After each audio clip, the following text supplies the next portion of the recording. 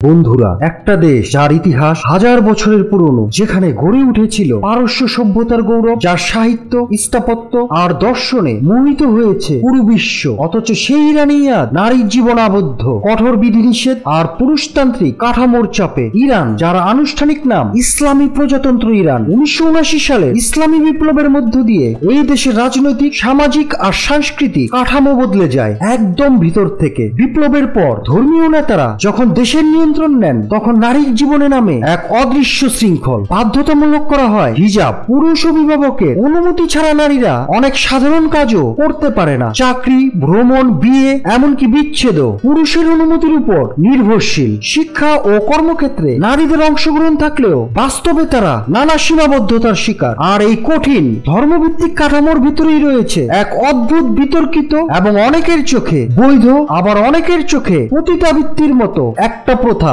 সিগে বা অস্থায়ী বিয়ে। বন্ধুরা, সিগে হচ্ছে এমন এক ধরনের বিবাহ ব্যবস্থা যা শিয়া ইসলামে অনুমোদিত।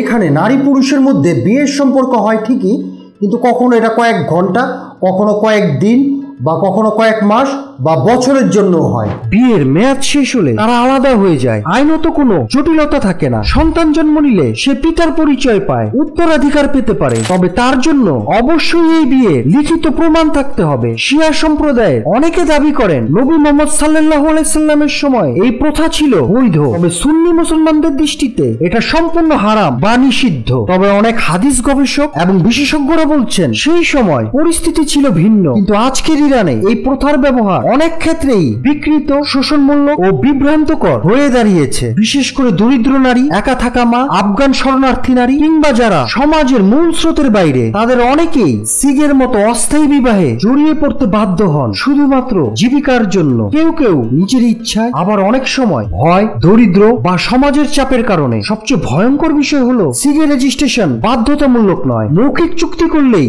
বৈধ হয়ে যায়। ফলে বহু পুরুষ এই সুযোগ নিয়ে নারীকে ঠকিয়ে চলে যান। কোনো লিখিত প্রমাণ থাকে না। ভুক্তভোগী নারীরা যখন সন্তান সম্ভব হন, তখন শুরু হয় আরেক দুঃস্বপ্ন, কারণ রেজিস্ট্রেশন ছাড়া জন্ম নেয়া সন্তানরা সরকারি নথিতে বাবার পরিচয় পায় না। ফলে সেই শিশু বঞ্চিত হয় নাগরিকত্ব, শিক্ষা, স্বাস্থ্যসেবা এবং মৌলিক অধিকারে। ইরানের শিশু অধিকার সংস্থা SPRC জানিয়েছেন, প্রতি বছর দেশটিতে প্রায় 10 থেকে 15,000 শিশু জন্ম নেয় যাদের কোনো বৈধ পরিচয় নেই। শুধু রাজধানী তেহরানি 2018 সালে সরকারি রিপোর্ট অনুযায়ী এমন 5,000-এর বেশি শিশু রয়েছে যাদের পিতৃ পরিচয় নেই বা বাবা অনুপস্থিত। গ্রামের দিকে এই সংখ্যা আরো বেশি। এইসব শিশুদের অনেককে পরিবার লুকিয়ে রাখে সামাজিক লজ্জার ভয়ে, কারণ ইরানের ধর্মভিত্তিক সমাজে বিয়ের বাইরে জন্ম নেওয়া সন্তানকে সমাজে সহজে গ্রহণ করে না। এই শিশুরা বড় হয় দুঃসহ পরিবেশে। তাদের অনেকেই রাস্তায় জীবন কাটায়, অপরাধে জড়িয়ে পড়ে, অনেকে আবার শৈশবেই মানসিকভাবে ভেঙে পড়ে।